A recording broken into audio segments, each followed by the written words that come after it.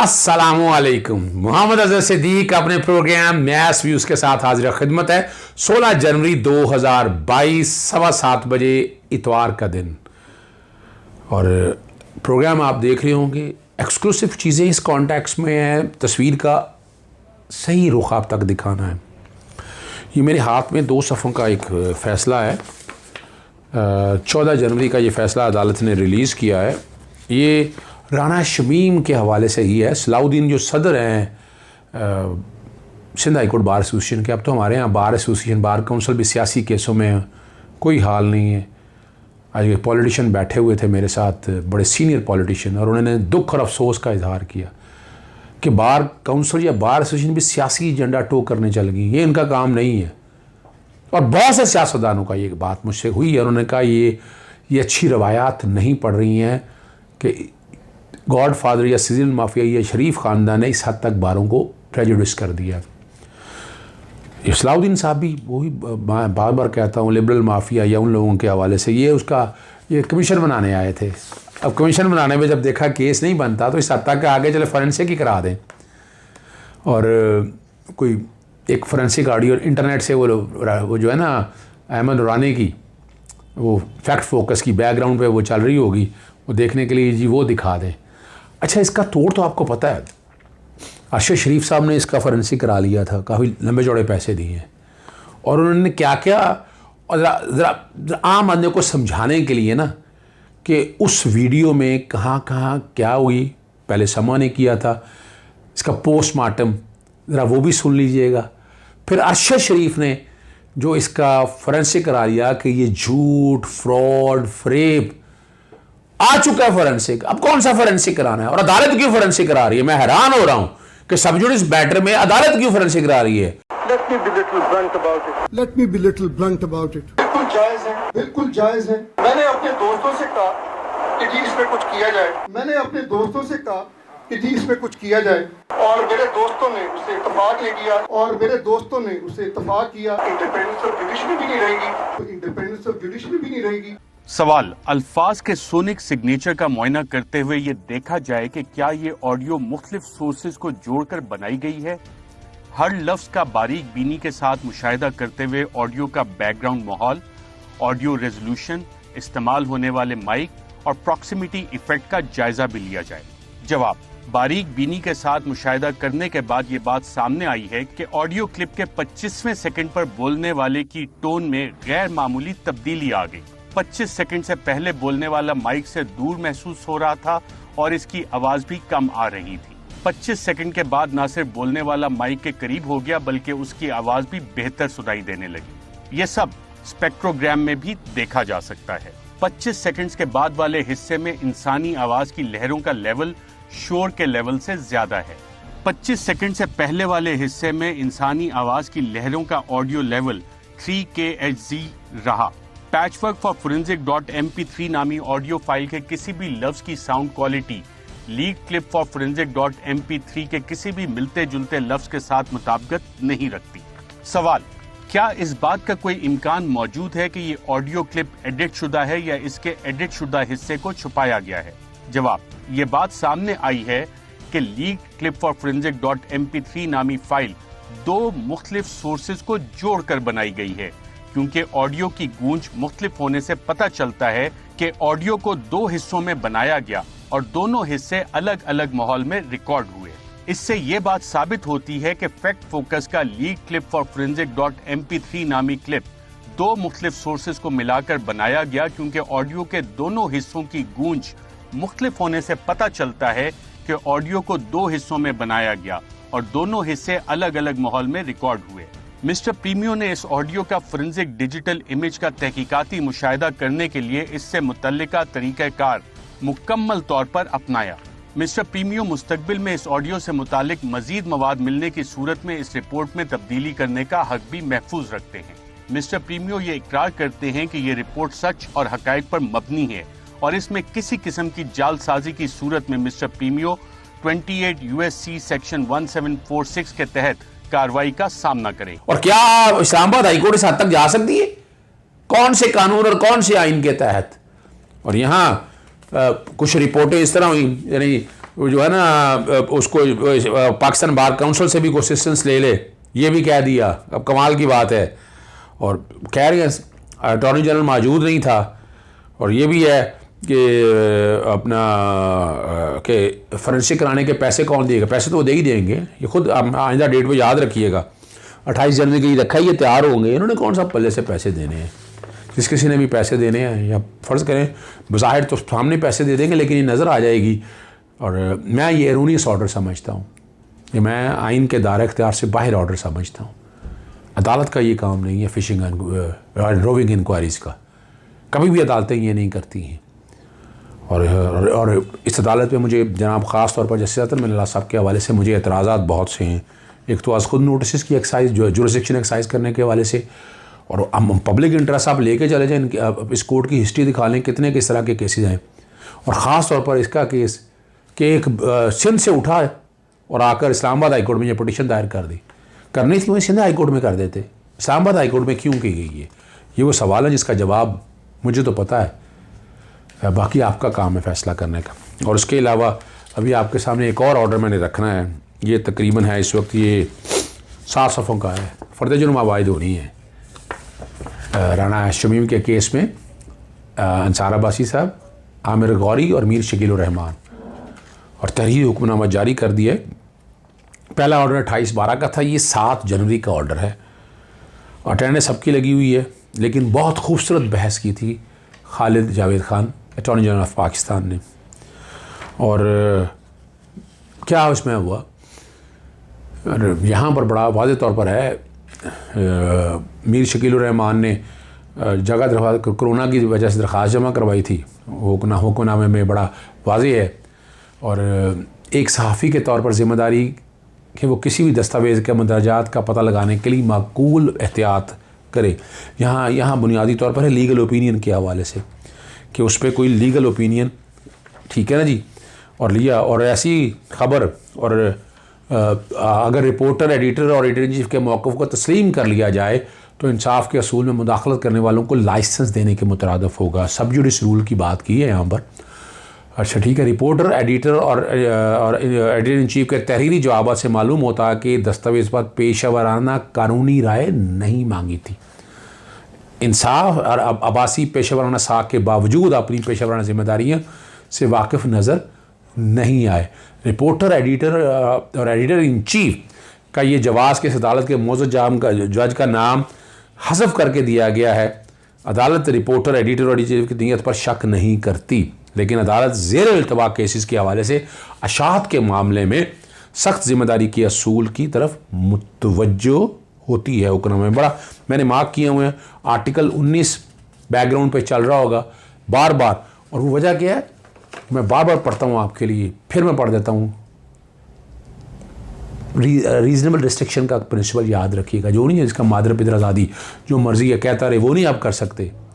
और अदालत के ज़ेर इल्तवा केसेस के हवाले से अशात के मामले में सख्त ज़िम्मेदारी के असूल की तरफ मुतवज्जो होती है।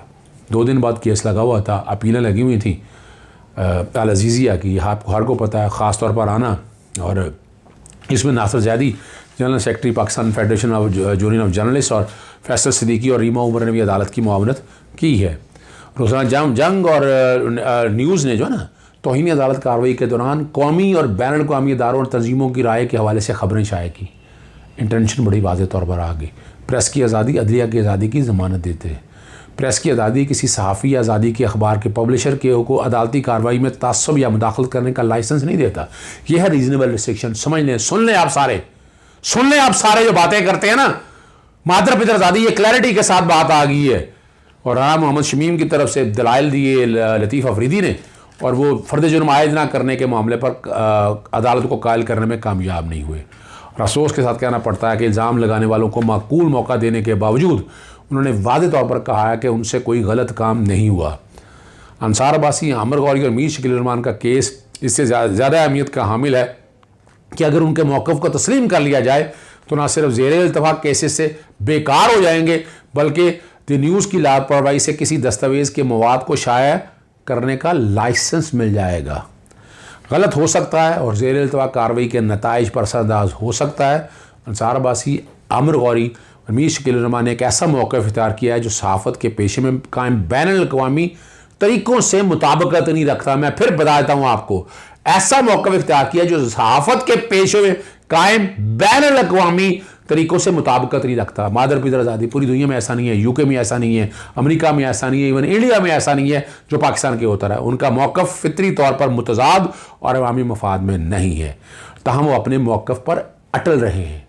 बड़ी अब यहाँ से क्या समझते हैं, जो ज़ेर इल्तवा केसेस की खिलाफ वर्जी है और उनके और लोगों को एतमाद को ठेस पहुँचाने का रुझान रखता है, और फ़र्द जुर्म आयद करने के हवाले से तलब कर लिया है अदालत ने, और 20 जनवरी को ये फ़र्द जुर्म आयद होगी। तो आर्टिकल 19 की एनफोर्समेंट ये भी जो है ना फैसला बैकग्राउंड पे चल रहा होगा, और आर्टिकल 19 भी चल रहा होगा।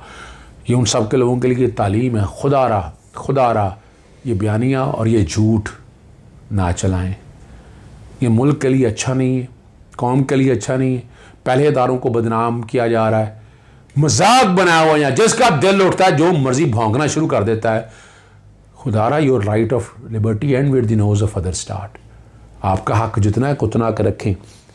आप घर जो मर्जी करते रहें, जो मर्जी बकवास करते रहें, लेकिन जब जैसे ही आप एक ऐसे मीडियम पे आ जाए जो आवाम सुनेगी, तो आवाम ये झूठ तो नहीं सुनना चाहती, आप ज़बरदस्ती सुना रहे हैं उसको। तो आपको ये मीडियम नहीं दिया जा सकता।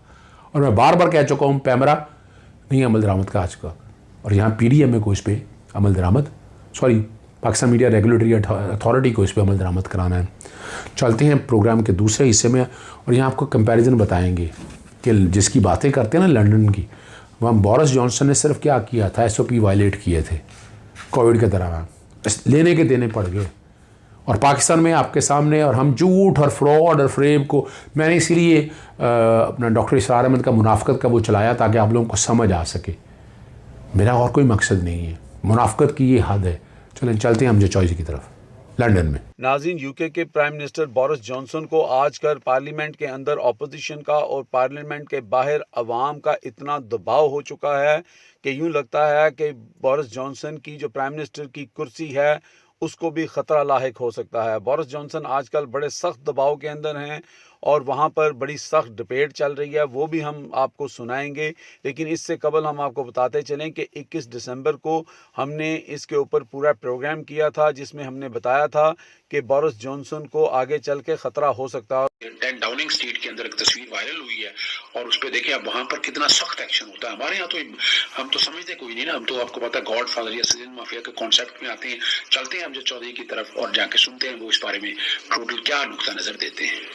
जी अजहर साहब, आज मेरे पास जो स्टोरी है उसमें हम अपने ऑडियंस को, अपने व्यूअर्स को ये बताएंगे कि जो महज़ब कौमें होती हैं, जो शऊर रखती हैं, या यहाँ पर अगर आप कोई बीइंग ए लीडर, चाहे आप प्राइम मिनिस्टर हैं, चाहे आप कोई मिनिस्टर हैं, या कोई भी पावर रखते हैं, अगर आप कोई गलती करते हैं तो बाज़ औक़ात आपको उसको जो है वो उसकी बहुत बड़ी कीमत देनी पड़ती है।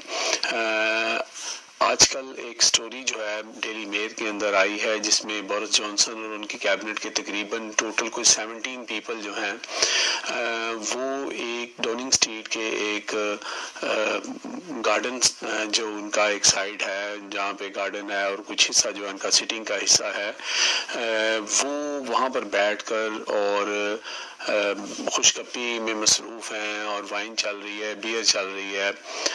इसमें तकरीबन तमाम ही इम्पोर्टेंट जो उनके मिनिस्टर थे वो शामिल थे, वज़ीर शामिल थे। और ये तस्वीर जो है ये 15 मई 2000 की है, जब पहला लॉकडाउन लगा था। उस वक्त रूल ये था। नाज़रीन, हम अब आपको पार्लियामेंट का वो क्लिप दिखाएंगे जिसे देख के आपको अंदाज़ा हो जाएगा कि बोरिस जॉनसन जो हैं वो इस वक्त कितनी मुश्किलात में हैं और इनका पार्लियामेंट किस तरह काम करता है।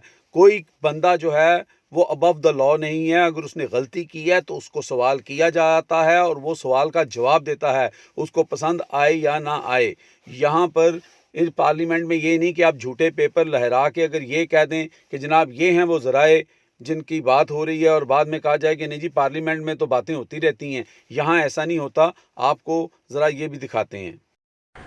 Mr. Speaker, I want to apologise. I believed implicitly that this was a work event. Well, there we have it. after months of deceit and deception, the pathetic spectacle of a man who's run out of road. Is he now going to do the decent thing and resign? I take responsibility and I apologise, Mr. Speaker. But as for his political point, I don't think that he should preempt the outcome of the inquiry, and he will have a further opportunity, Mr. Speaker, I hope, to question me as soon as possible. Can't the Prime Minister see why the British public think he's lying through his teeth? Mr. Speaker, it's up to the right honourable gentleman to choose how he conducts himself in this place. He's wrong. He's wrong. I say to him that he is wrong before he jumps to conclusions, Mr. Speaker. A lawyer should respect the inquiry. I hope that he will wait until the facts are established and brought to this House. He's sorry because he's been caught. He is bang to rights. How stupid does the Prime Minister think the British people are? The Prime Minister can't get away with it again.